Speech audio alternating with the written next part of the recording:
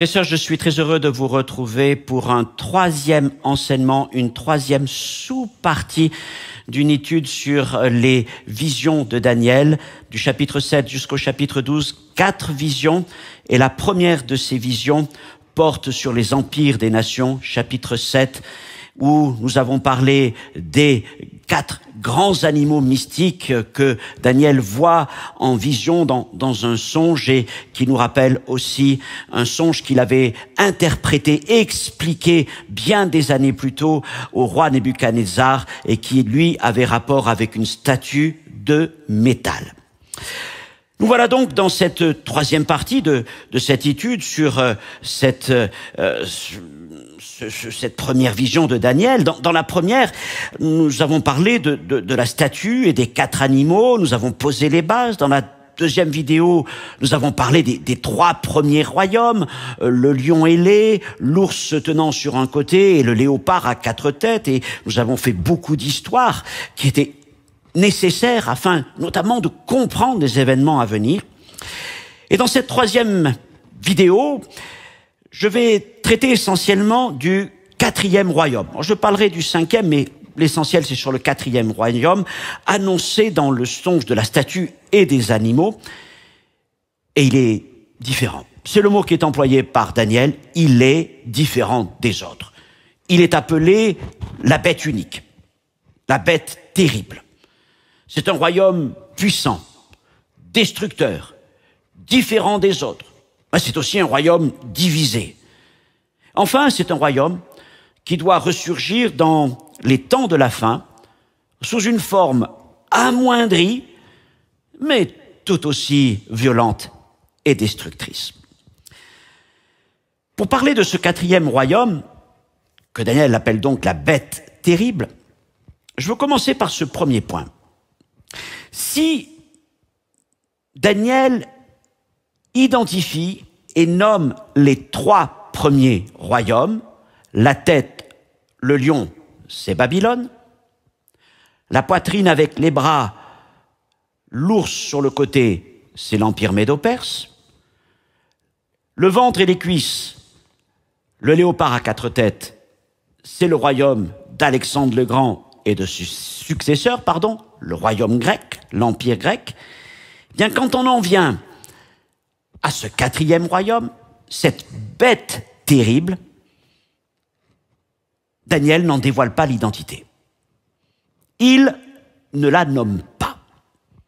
Il la qualifie simplement donc de bête terrible avec 10 cornes.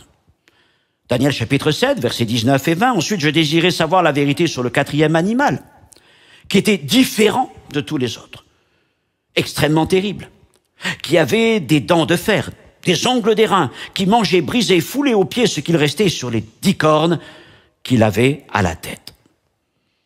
Alors, ce 4e royaume correspond aux jambes de fer de la statue. Daniel chapitre 2, verset 40, il y aura un 4e royaume, fort comme du fer. De même que le fer brise et rompt tout, il brisera et rompra tout, comme le fer qui met tout en pièces. Alors, s'il ne l'identifie pas, s'il ne le nomme pas, et en plus il ne le décrit pas, il n'en donne que les contours, c'est parce qu'il ne ressemble à rien de ce qu'il connaît. Je l'ai dit, pour lui, il sera différent de tous les royaumes. Et je crois véritablement que différent, c'est le mot-clé pour comprendre aussi qui est ce 4e royaume. Différent, Daniel l'emploie 3 fois, ou l'ange, chapitre 7, verset 7, verset 19 et verset 23. Voilà, c'est la caractéristique peut-être principale de ce 4e royaume. Et on verra ce que ça veut dire dans quelques instants. Alors toutefois, pour nous permettre de l'identifier, Daniel décrit ses caractéristiques marquantes, principales. Et il dit qu'il sera fort comme du fer.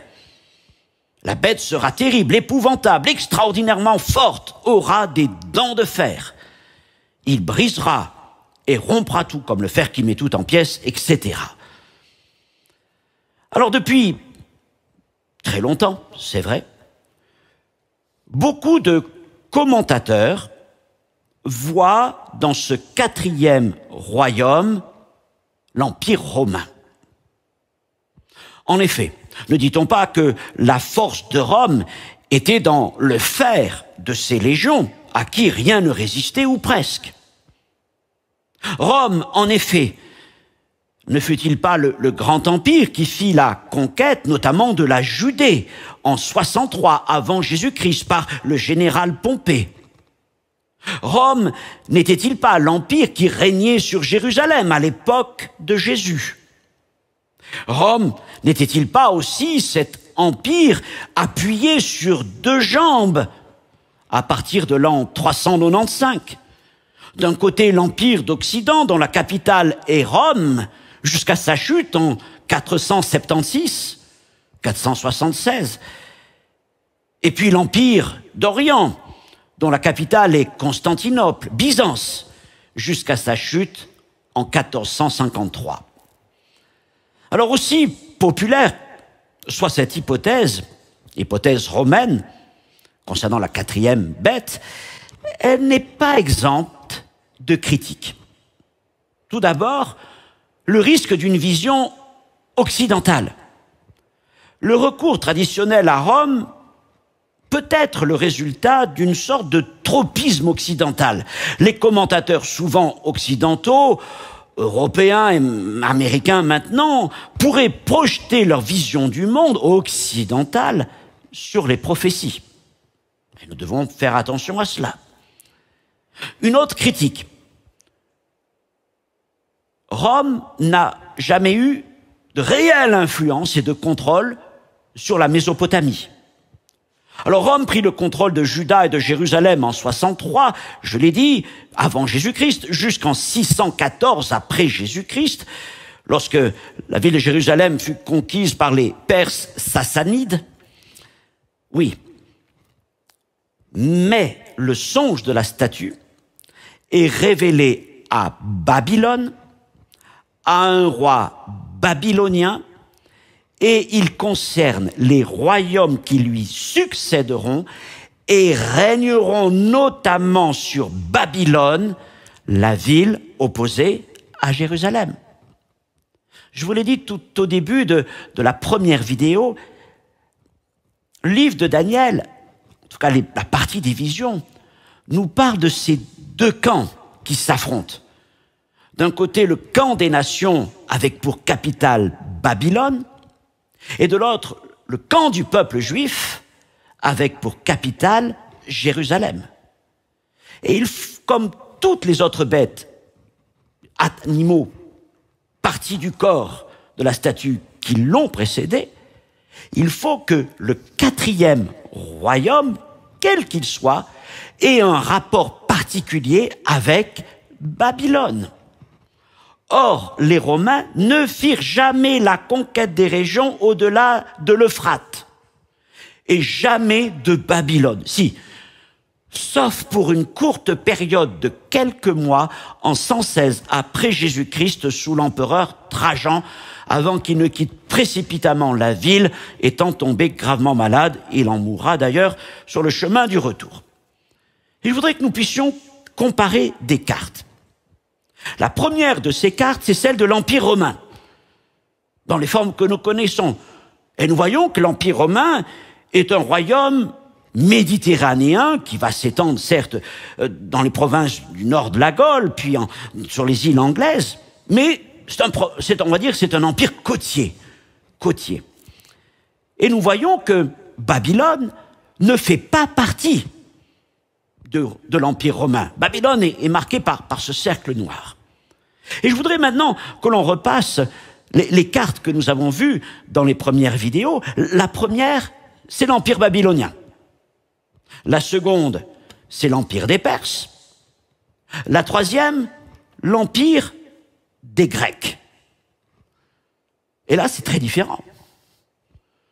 Nous avons trois empires qui se sont, on va dire, en gros, étalés depuis les côtes orientales de la Méditerranée, de plus en plus profondément vers l'Orient, en tout cas en ayant presque à leur centre, en leur cœur, la ville de Babylone. Mais jamais Rome n'a véritablement fait la conquête de Babylone.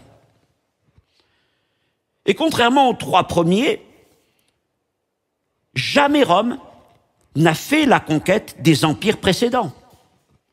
Voyons que la Grèce a fait la conquête de tout l'empire, de tout le royaume des Perses, comme les Perses avaient fait la conquête de tout l'empire des Babyloniens.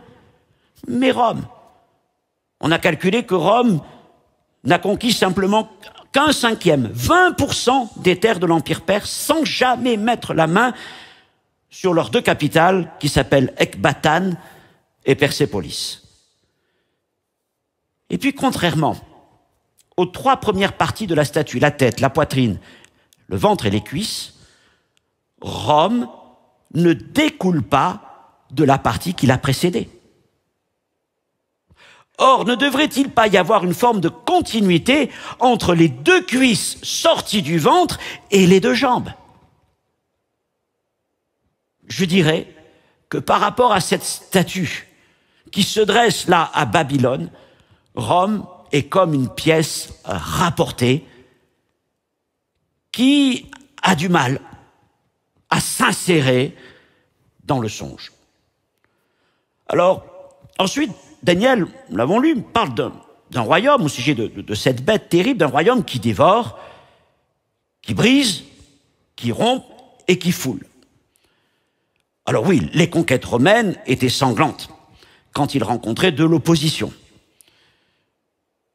Par exemple, les historiens évoquent le nombre de 1 million de morts lors de la conquête de la Gaule par Jules César. Et les Romains n'hésitaient pas à recourir à la force brutale pour mater les révoltes comme celle en Juda en l'an 68-70 qui amena la destruction de Jérusalem et du Temple. Néanmoins, l'Empire romain était loin d'être uniquement destructeur. Lorsqu'il faisait la conquête d'un territoire, d'un peuple, tout en imposant la romanisation, il demeurait plutôt tolérant, ajoutant à sa culture des éléments de la culture des peuples conquis. Il était aussi un empire bâtisseur, construisant des routes, des aqueducs, des théâtres, des villes entières, et développant des infrastructures et favorisant le commerce. La loi romaine et la protection par l'armée apportaient paix et stabilité, ce qu'on appelle la fameuse Pax Romana, la paix romaine. Sur le plan culturel, la culture grecque eut une immense influence sur celle des Romains. Au point de vue architectural, il suffit de comparer leurs édifices anciens, les temples, les amphithéâtres, etc., etc. De plus, ce fut longtemps le grec commun, appelé grec koiné, qui prédomina dans le bassin oriental de la Méditerranée et au Moyen-Orient, et il ne fut pas supplanté à ce moment-là par le latin. Sur le plan religieux, avant la christianisation, la culture romaine avait adopté le panthéon des dieux païens grecs, en changeant leur nom, Zeus étant devenu Jupiter, etc.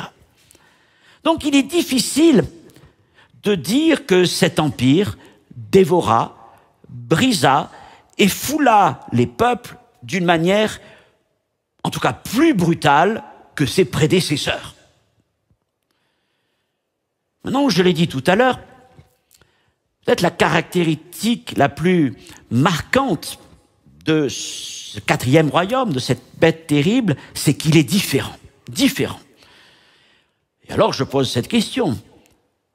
En quoi Rome fut-il un empire différent des autres, et notamment de ceux qui l'ont précédé, Grecs, Perses ou Babylone?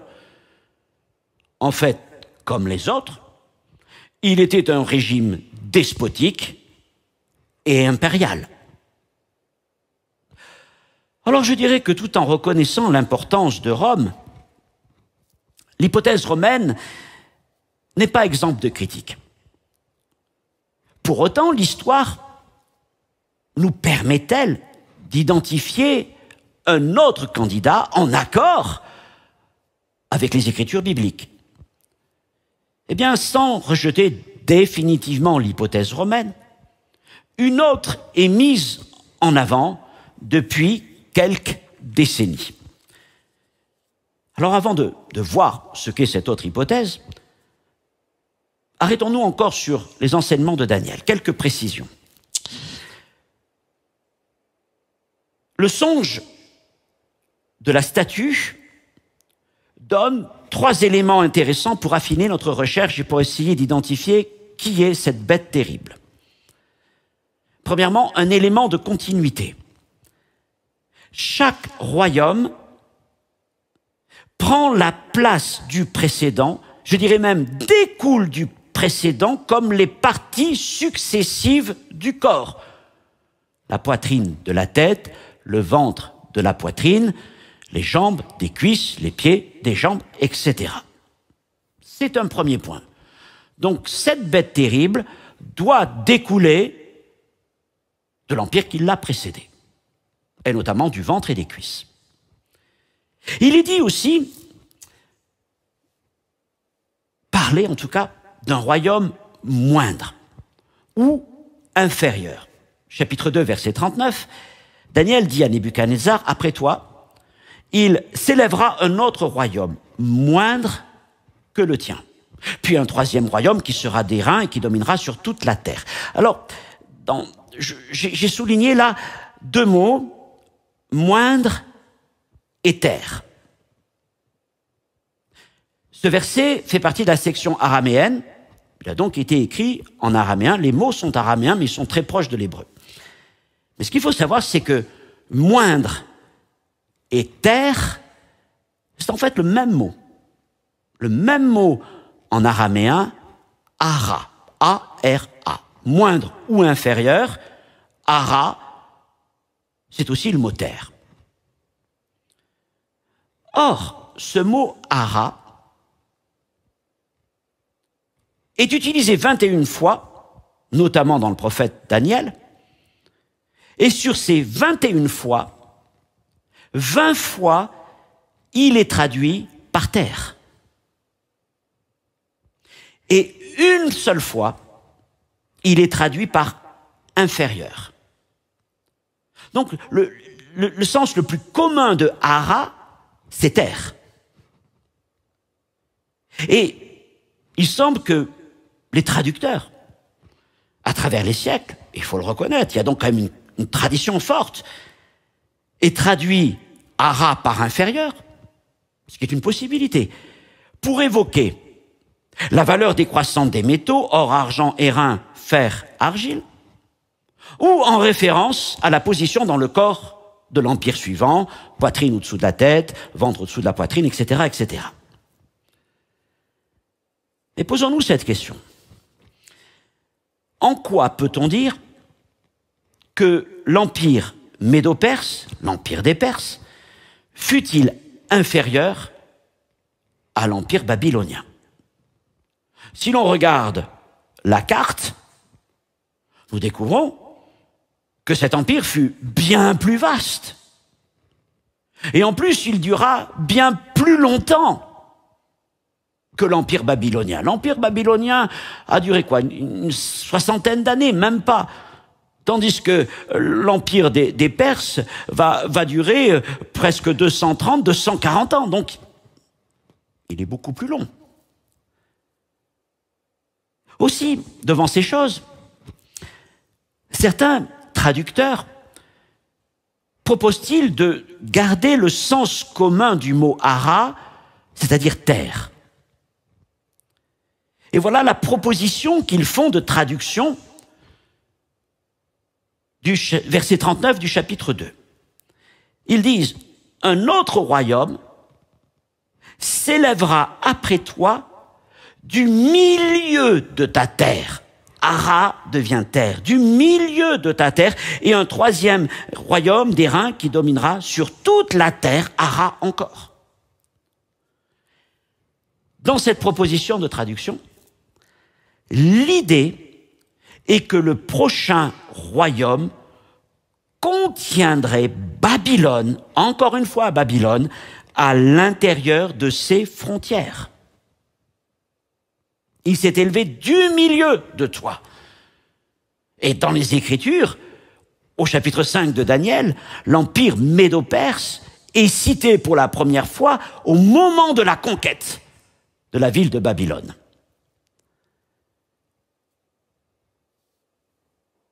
C'est ce qui s'est passé avec l'empire médo-perse. Et aussi avec les autres royaumes représentés dans le rêve de la statue de Nebuchadnezzar. Je vous ai dit que Alexandre a fait la conquête de Babylone, il en a fait une de ses villes principales, sinon sa capitale, et c'est là en tout cas qu'il y est mort. Donc, on peut dire Babylone, le royaume babylonien, bien sûr, était à Babylone, les Perses étaient à Babylone, les Grecs étaient à Babylone, et pour chacun de ces royaumes, la ville était de très grande importance, pour tous ces royaumes, sauf pour Rome. Babylone n'a jamais eu d'importance pour Rome. Rome en a fait, même pas la conquête, il l'a occupée pendant quelques semaines, c'est tout. Donc c'est un point à considérer là encore. Autre point intéressant, Daniel nous montre des divisions qui vont en s'accentuant. Daniel 2,32. La tête de cette statue était d'or pur. Sa poitrine et ses bras étaient d'argent. Son ventre et ses cuisses étaient d'airain, ses jambes de fer, ses pieds en partie de fer et en partie d'argile. Alors, la tête indique l'unité des Babyloniens autour de leur roi. Et là, je concède l'idée de supériorité de l'empire, du royaume babylonien sur les autres empires par rapport à cette unité.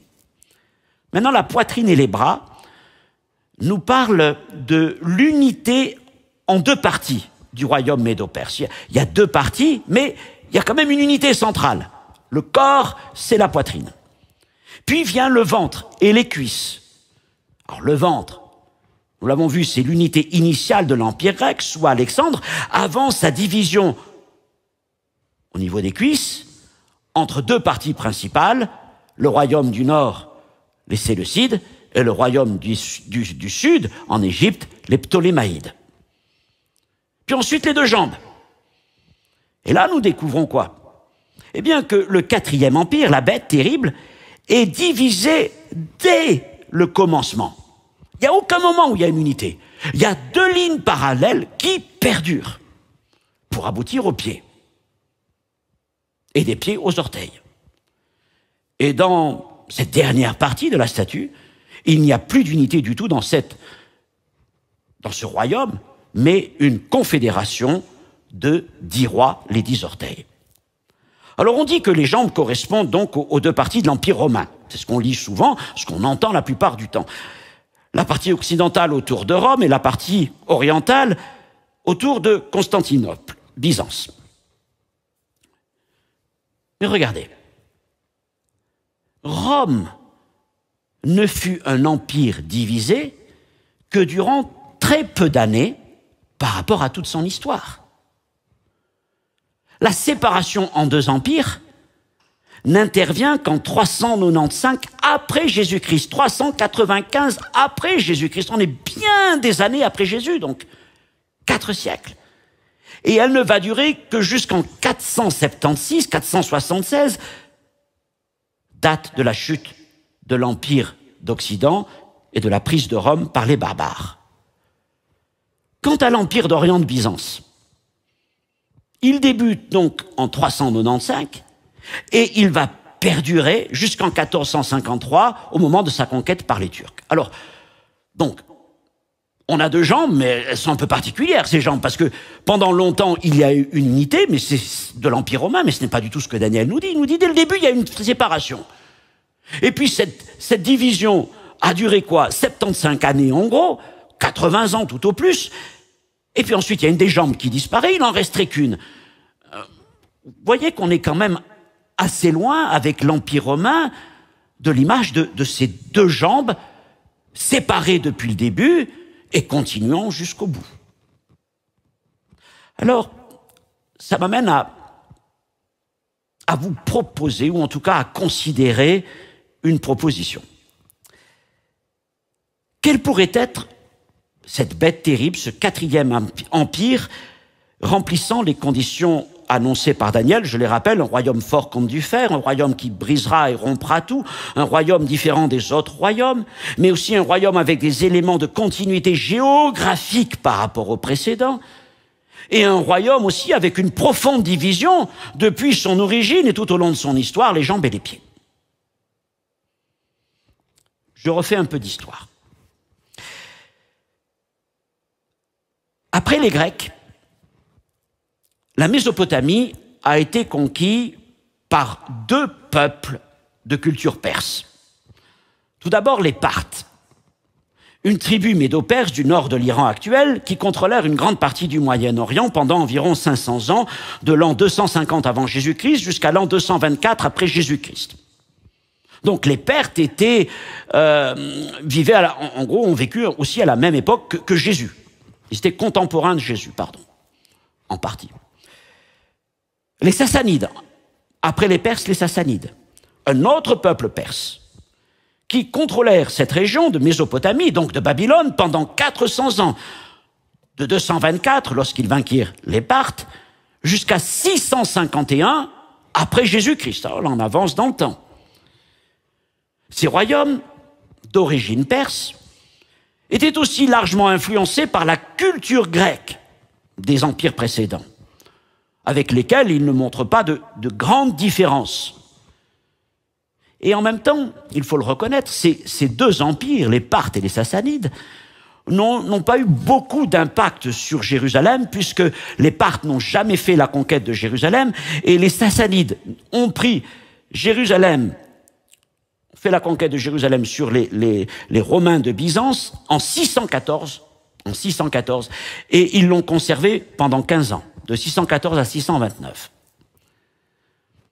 Donc il n'y a pas grand-chose au niveau de ces deux empires, Parthes et Sassanides, concernant l'évolution une correspondance avec le quatrième empire, la bête terrible de Daniel.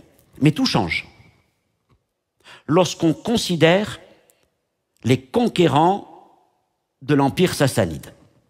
Or, je rappelle, les Babyloniens, les Perses, les Grecs, les Parthes, les Sassanides, voilà, tout ça sont des peuples qui ont fait la conquête des uns des autres et qui ont tous eu, pour lesquels Babylone a tous eu une importance, a eu une importance pour tous ces peuples. Et les Sassanides vont être conquis à leur tour par les Arabo-musulmans.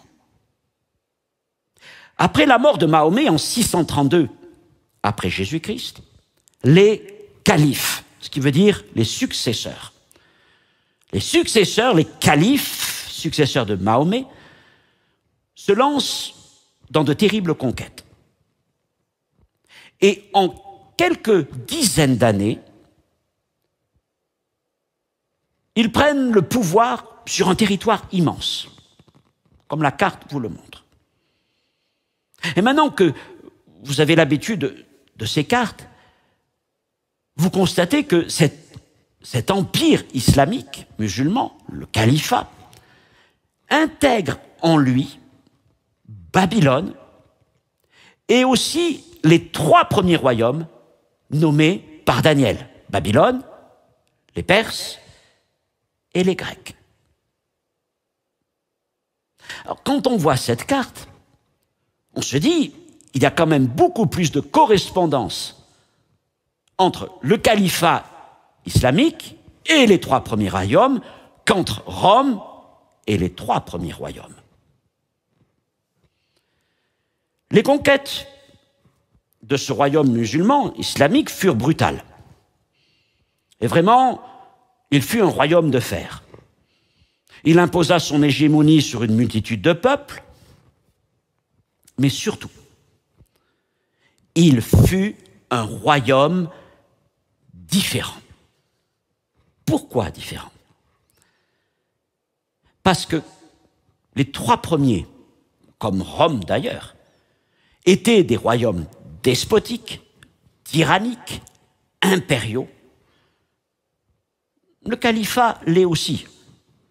Mais ce qui le différencie des autres, c'est que c'est un royaume théocratique. Son inspiration est avant tout religieuse.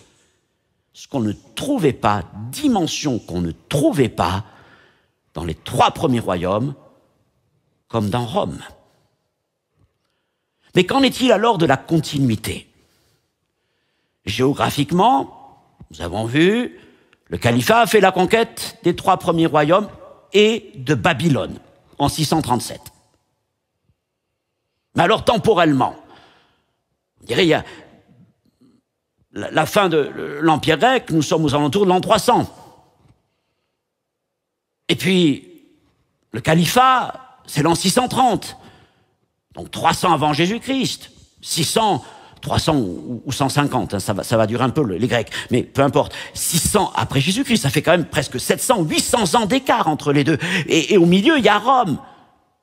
Rome qui n'a jamais fait la conquête de Babylone, mais Rome qui semble plus dans une chronologie, dans une succession temporelle vis-à-vis des 3 premiers royaumes. Et c'est cette succession temporelle qui amène beaucoup à dire que le 4e royaume serait Rome.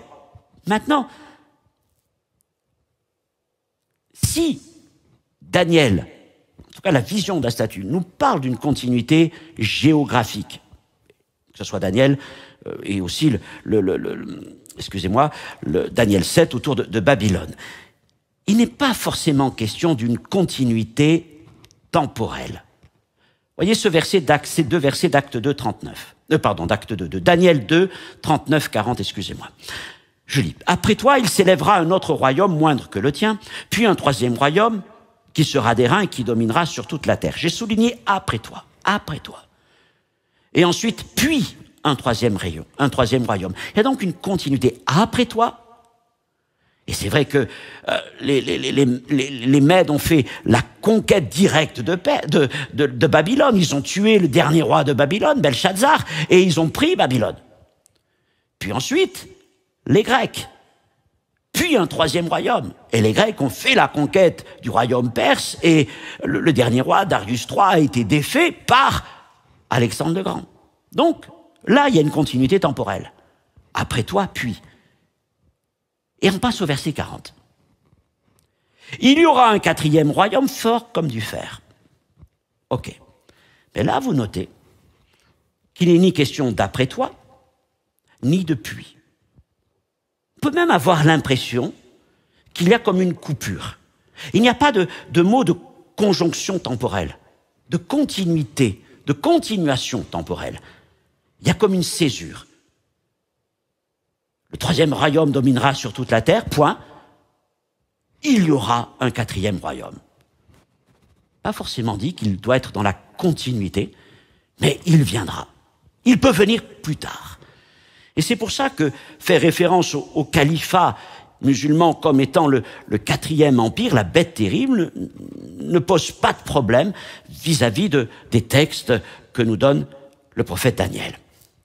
Enfin, ce qui est aussi intéressant avec le califat, c'est qu'il fut, dès le commencement, un royaume divisé. 2 jambes de fer. Un royaume divisé entre, d'une part, les chiites et d'autre part, les sunnites. Les 2 jambes. Les chiites et les sunnites. Et cette division perdure au milieu du monde musulman jusqu'à nos jours. Quelle est la différence entre les deux? Les sunnites reconnaissent les 3 premiers califes, ceux qui sont venus après Mahomet, donc les 3 premiers successeurs. Tandis que les chiites ne reconnaissent comme légitime que le 4e calife, qui était un cousin de Mahomet, qui avait épousé sa fille, puis ses successeurs. Donc la division au sein du monde musulman entre chiites et sunnites, ce n'est pas un problème théologique, c'est un problème de successeurs de Mahomet. Les sunnites pour cela, les chiites pour les descendants d'Ali, le cousin de Mahomet. Aujourd'hui, les sunnites représentent 90%, 90% des musulmans. Et ils sont majoritaires dans de nombreux pays du monde musulman. Les chiites sont donc beaucoup moins nombreux, 10%. Mais leur puissance ne doit pas être sous-estimée. Parce qu'ils sont majoritaires en Irak, en Iran, où d'ailleurs le chiisme est la religion officielle. J'aimerais juste vous ramener aux Écritures. Où est Babylone? En Irak. Et l'Irak, c'est un peu la Babylonie d'aujourd'hui. C'est un peu le lion, la partie d'or. Et l'Iran? Qu'est-ce que l'Iran? Sinon que l'ancienne Perse. L'ours et la partie d'argent. En même temps, une minorité chiite est également présente dans plusieurs pays, comme la Syrie, le Liban ou au Yémen avec les fameux Houthis. Alors, voilà donc pour cette proposition que je vous invite à considérer. Je ne veux pas trancher, mais je vous invite à y réfléchir. J'y reviendrai dans le cours de cette étude, dans les chapitres à venir. Finalement, ayant parlé du 4e royaume, je veux quand même mentionner le 5e royaume. Et ce sera le dernier point de cette vidéo. Puisque Daniel annonça dans ses visions qu'à la fin des temps viendrait un 5e royaume, sous la forme des pieds de la statue et des 10 cornes de la 4e bête. Les pieds de la statue et les 10 cornes de la bête. Et dans les temps de la fin, ce royaume jouera un rôle majeur, puisque de lui émergera celui qu'on appelle la petite corne, celui qu'on va appeler le roi du Nord, que nous étudierons davantage dans la prochaine vidéo. Et c'est aussi ce royaume, ce 5e royaume, qui sera percuté directement par la pierre qui se détache, Daniel chapitre 2, verset 34, c'est-à-dire le royaume de Dieu qui remplira toute la terre. Que nous apprend Daniel? Tout d'abord que ce 5e royaume est très semblable au 4e. Il est du même métal que lui, le fer. Mais il est beaucoup plus fragile, parce qu'il contient de l'argile. Il est mélangé entre argile et fer. Et il est aussi divisé, les 10 orteils des 2 pieds et les 10 cornes. Mais il est malgré tout différencié des jambes. Alors, il est d'une nature très semblable au 4e royaume, tout en étant différencié. En fait, il apparaît comme étant une résurgence affaiblie du 4e royaume. Alors les partisans de la théorie romaine voient dans le monde occidental contemporain les prémices d'une restauration de l'Empire romain. Ils font référence à l'Union européenne ou éventuellement à l'OTAN. Cet Occident qui est à la fois technologiquement, financièrement, militairement parlant très fort, mais qui est aussi fragile par ses alliances humaines et son système démocratique et légal. Maintenant, se tournant vers l'Orient et vers cette hypothèse du califat dont je viens de parler, on découvre aujourd'hui des pays musulmans, arabes, turcs et perses, toujours divisés entre chiisme et sunnisme, mais des pays aussi qui sont de plus en plus suréquipés militairement. Vous n'avez qu'à voir ce qui se passe en Turquie, en Égypte, dans les pays de la péninsule arabique, sans parler de la nucléarisation en cours de l'Iran. Et nous avons aussi avec ces pays des nations qui sont prêtes à dépasser leurs divergences intestines pour s'unir contre un ennemi commun, pour la plupart en tout cas, Israël.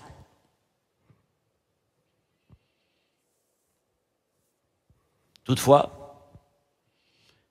Ces pays, arabes, turcs, perses, tout en étant de la même nature et partageant la même religion, dans ces deux branches, sont malgré tout minés par des rivalités nationalistes. Ce qui fait qu'ils ont du mal à tenir ensemble. Alors les tentatives récentes d'instauration d'un califat islamique, la politique de réislamisation de la Turquie, ou les déclarations en provenance de Téhéran, en tout cas, donnent du grain à moudre à cette hypothèse. Alors ce qui est intéressant, encore une fois, avec cette approche orientale est sa compatibilité avec les textes bibliques et notamment deux passages importants que j'ai déjà cités dans les vidéos précédentes. Celui d'Apocalypse 13, 1, 2. Donc là, c'est une vision de Jean, je la relis. Puis je vis monter de la mer une bête qui avait 10 cornes, 7 têtes, sur ses cornes 10 diadèmes, et sur ses têtes des noms de blasphème. Et la bête que je vis était semblable à un léopard, ses pieds étaient comme ceux d'un ours, sa gueule était comme une gueule de lion. Et le dragon lui donna sa puissance et son trône et une grande autorité. La bête qui est à la fois un léopard, un ours et un lion. Il n'y a qu'un royaume qui a intégré et qui pourrait intégrer ces trois animaux, c'est le califat. Le califat est le seul royaume qui a intégré les trois premiers royaumes, le lion, l'ours, le léopard, Babylone, la Perse et Javan. Et Jean nous dit que dans les derniers temps, quand cette bête, comme il écrit, qui n'est plus et qui reviendra, eh bien cette bête aura encore ces caractéristiques-là. Daniel, maintenant. Revenons sur Daniel, chapitre 2, verset 35. Daniel dit à Nebuchadnezzar, tu regardais lorsqu'une pierre se détacha sans le secours d'aucune main, frappa les pieds de fer et d'argile de la statue et les mit en pièces. Alors, le fer, l'argile, l'airain, l'argent et l'or furent brisés, je souligne, ensemble.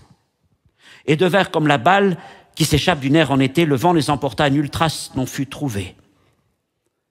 Quant à la fin des temps, la pierre qui se détache sans l'aide d'aucune main viendra frapper la résurgence du quatrième royaume, de la bête terrible, c'est-à-dire les pieds de fer et d'argile.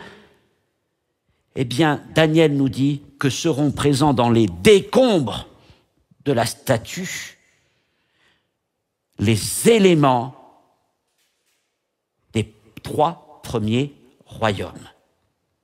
L'or, l'argent et l'airain. Pas seulement le fer et l'argile, mais aussi l'or, l'argent et l'airain. Au moment qui doit venir, qui n'est pas encore venu, mais qui doit venir, où la petite pierre viendra frapper la statue, ces trois royaumes seront donc présents dans les décombres. Babylone, la Perse et Javan. Disons-le dans des termes contemporains, l'Irak, l'Iran et la Turquie.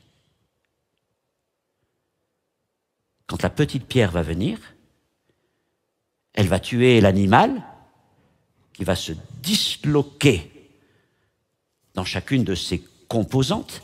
Et d'ailleurs, Daniel dit ceci, chapitre 7, versets 11 et 12, « L'animal fut tué, son corps fut anéanti », là il parle de la bête terrible, livré au feu pour être brûlé, et les autres animaux, les trois premiers, furent dépouillés de leur puissance, mais une prolongation de vie leur fut accordée jusqu'à un certain temps. C'est-à-dire que l'agglomérat qu'ils formaient est détruit par la petite pierre, mais chacun continue d'exister. Ces nations continuent d'exister pour un certain temps.